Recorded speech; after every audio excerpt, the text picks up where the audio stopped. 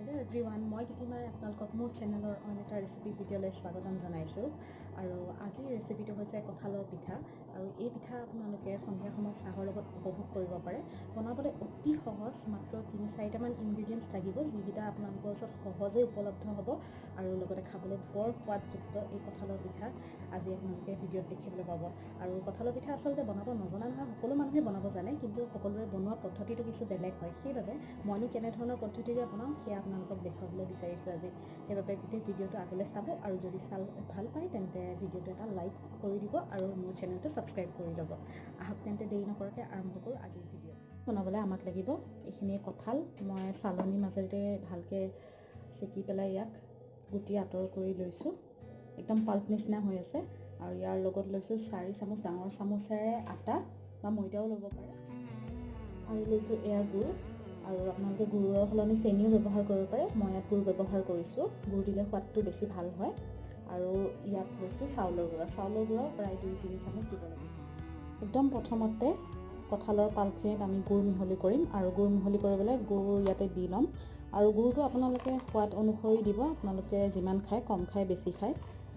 গুড়খিনি দি পেলাই অকণমান হাতেৰে গুড়খিনি মিহলাই ল'ব লাগিব, কাৰণ গুড়খিনি অকণমান ডাঙৰ হৈ আছে, যিহেতুকে মই ইয়াত কাটি দিছোঁ গুড়খিনি সেইবাবে। আৰু এনেধৰণে মিহলাই ল'ব হাতেৰে।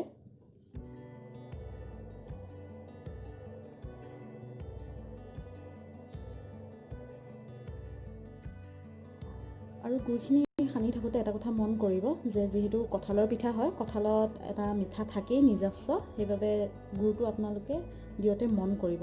লাগিলে প্ৰথমতে অলপমান দি আপুনি টেষ্ট কৰি চাই ল'ব পাৰে যদি আন্দাজটো নাপায়, কিন্তু পটককৈ বেছি দি নিদিব, নহ'লে বহুত বেছি মিঠা হৈ যাব, তেতিয়া খাবলৈ বেয়া লাগিব। এতিয়া আমাৰ মিক্স হৈ গৈছে ধুনীয়াকৈ আৰু এতিয়া লাহে লাহে ইয়াতে চাউলৰ গুড়া আৰু আটা এড কৰি যাম।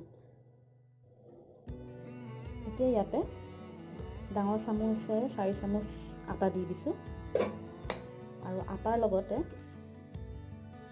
চাউলৰ গুড়া মই 4 চামুচে দিছোঁ।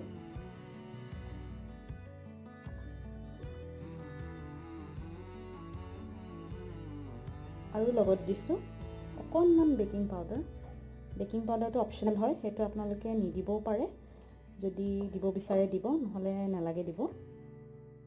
এতিয়া এইখিনি ভালদৰে মিহলি কৰি ল'ম।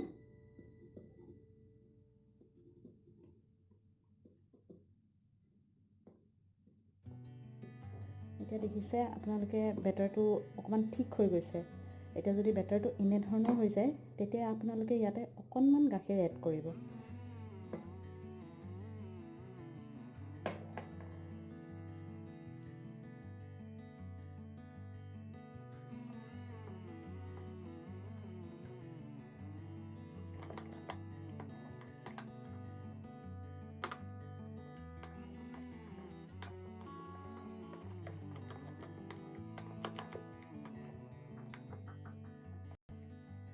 ইয়াৰ বেটাৰ ৰেডি হৈ গৈছে আৰু এতিয়া আমি এইখিনি ভাজি ল'ম।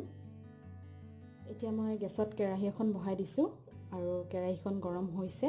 গৰম হওঁতে ইয়াত মই ৰিফাইন তেল দিছোঁ।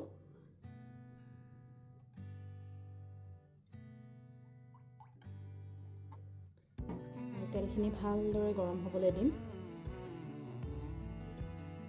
এতিয়া তেলখিনি ভালদৰে গৰম হৈ গৈছে আৰু ইয়াতে আমি পিঠাৰ মিশ্ৰণখিনি দি যাম। ইমান বেছি ডাঙৰকৈ দিব নালাগে, অকণ সৰুকৈ দিব লাগিব, নহ'লে ভিতৰটো নিসিজিব। আৰু গেছটো অকণমান কম কৰি ৰাখিব, মিডিয়ামতকৈ অকণমান কম, একেবাৰে চিমতো নাৰাখিব। যদি গেছটো বেছিকৈ দি ৰাখে তেতিয়াহ'লে পিঠাখিনি ওপৰৰ পৰা জ্বলি যাব, বেছি ব্ৰাউনি হৈ যাব মানে, আৰু ভিতৰখিনি নিসিজিব।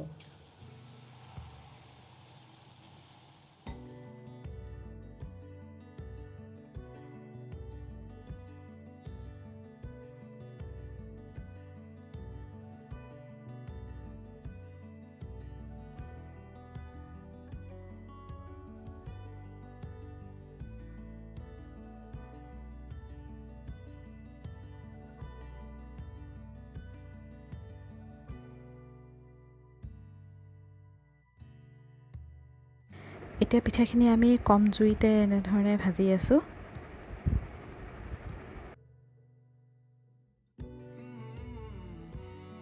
এতিয়া মই তেনেকৈ গোটেইখিনি পিঠা বনাই লৈছোঁ।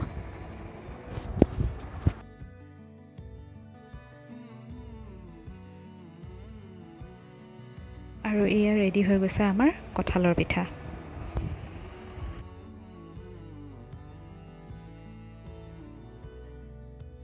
এয়াই আছিল আজি কঁঠালৰ পিঠাৰ ৰেচিপি।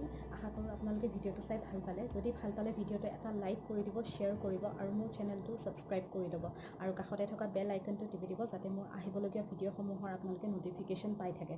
আজিলৈ তেন্তে আহিছোঁ, ধন্যবাদ।